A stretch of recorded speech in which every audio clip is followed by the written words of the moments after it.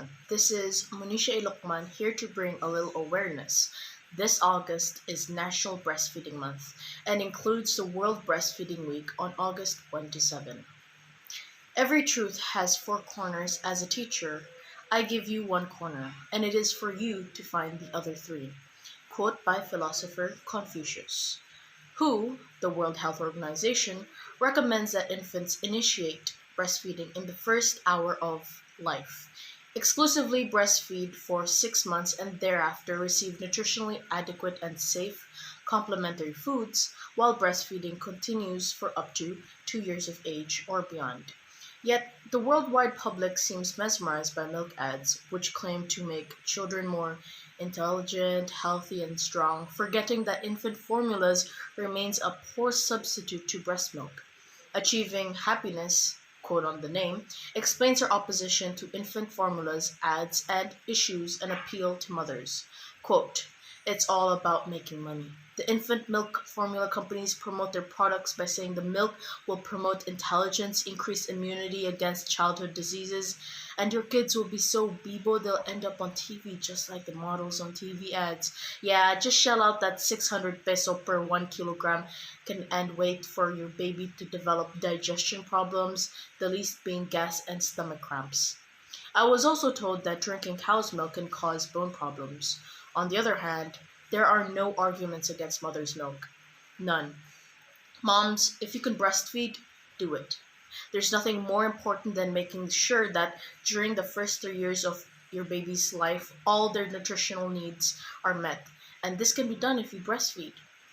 A real applaud to Philippines because of its early and comprehensive implementation of Milk Code 1986 Executive Order 51, consolidated and well-established baby food industry, its active civil society and ease of access to documentary data, and key informants. Furthermore, the Philippines was also influential in generating international support for the adoption of the code in the first place, evidenced by the speech given by Dr. Navidad Clavano in 1978 at the now famous Kennedy hearings in the United States Senate. Today, it is recognized as a lighthouse country, being one of the only 25 countries whose milk code law and supporting policies are substantially aligned with the code and closely watched by across the Southeast Asia region. So, a little history. Back in 2006, the Department of Health, DOH, imposed a ban on the promotion and advertising of breast milk substitute. This regulation was challenged by milk companies, of course, in the Supreme Court, arguing that it infringed on freedom of trade and freedom to inform the public on infant formulas. Daring actions were done to encourage mothers to reject infant formula. The Philippines has the world record for the largest number of mothers simultaneously breastfeeding their children.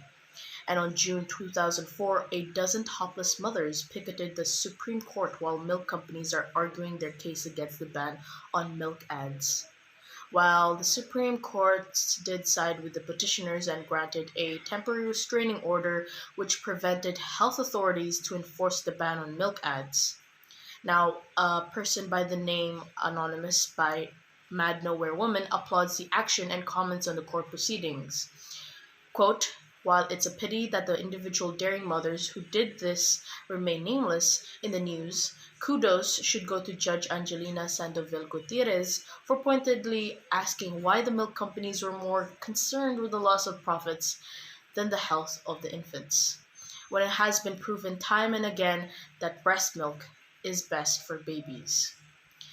The Philippines is one of the best examples for the immense opportunity breastfeeding presents for sustainable development, and the country's exclusive breastfeeding rate for babies below 6 months sits at just 34%. Scaling up breastfeeding to near universal levels would prevent the deaths of an estimated 9,000 Filipino children and 1,900 mothers annually, and a further 3 million cases of child diarrhea and pneumonia, and 16,800 cases of child obesity.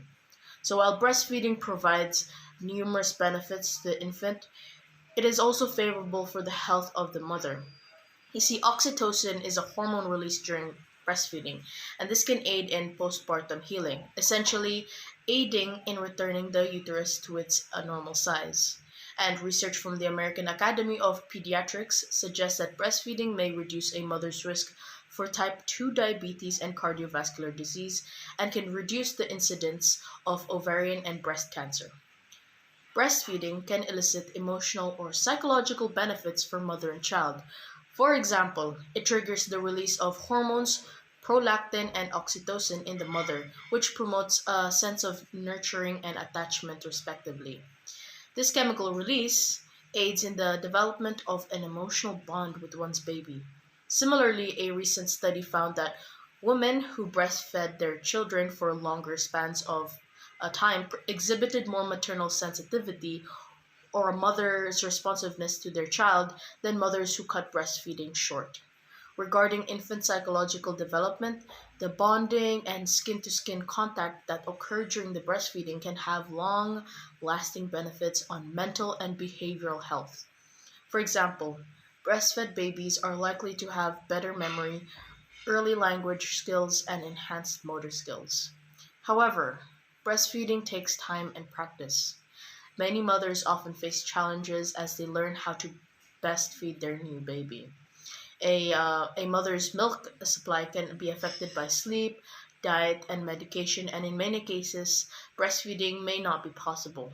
One such obstacle many encounter is low milk supply, or the inability to produce enough milk for a baby's nutritional needs. Other challenges for breastfeeding mothers include sore nipples, plugged milk ducts, which can lead to infections such as mastitis, all of which slow down or impede a mother's ability to feed her baby. In cases when a mother cannot adequately support her child's nutritional needs with breast milk alone, then and should only then formula feeding is recommended, with of course the consult of their pediatrician. And with that, this is the end of my discussion of breastfeeding awareness. Thank you for listening.